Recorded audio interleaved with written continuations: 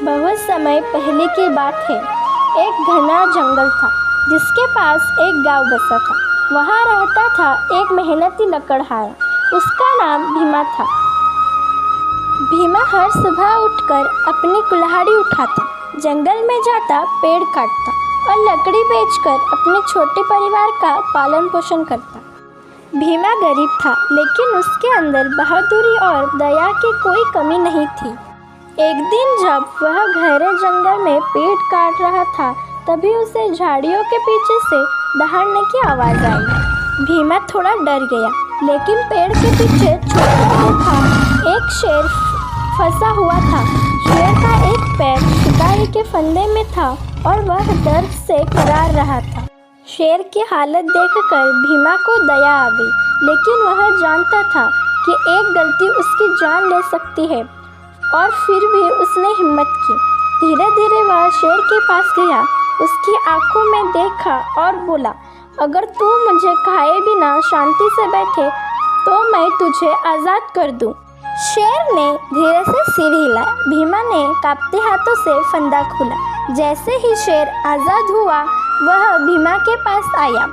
भीमा की सांसें थम गई, लेकिन शेर ने उसकी ओर झुक के अपनी गर्दन झुकाई और धन्यवाद कहते ही दहाड़ मारी, फिर जंगल में दौड़ गया।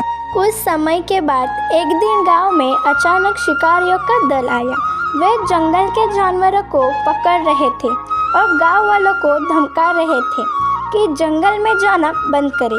भीमा को बहुत गुस्सा आया। उसने अकेले ही जंगल जाने का निश्चय किया, जानवरों को मदद करने। लेकिन दुर्भाग्य से शिकारियों ने उसे पकड़ लिया और पेड़ से बांध दिया। रात को जब शिकारी सो रहे थे, तभी जंगल में एक जोरदार शेर की आवाज़ आई। वही शेर आया जिसे भीमा ने बचाया था। उसने भीमा को देखा और तुरंत उसकी रस्सियाँ काट दी। शिकारियों को देखकर शेर ने दहाड़ मारी और वे डर के मारे जंगल में भाग गए। भीमा सकुशल गांव लौटा। जब लोगों ने उसकी बहादुरी और शेर की दोस्ती की कहानी सुनी, तो हर कोई दंग रह गया। गांव में हर जगह भीमा और शेर की दोस्ती की ही चर्चा हो रही थी। गांव वालों ने उसका सत्कार करने का सोचा।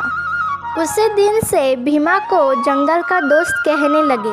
सरकार ने भीमा को वन रक्षक बना दिया। अब वह जंगल का और गांव का रक्षक बन गया। यह कहानी से हमें यही सीख मिलती है कि दया कभी व्यर्थ नहीं जाती। साहस और अच्छाई का फल ज़रूर मिलता है। जानवर भी एहसान पहचानते हैं।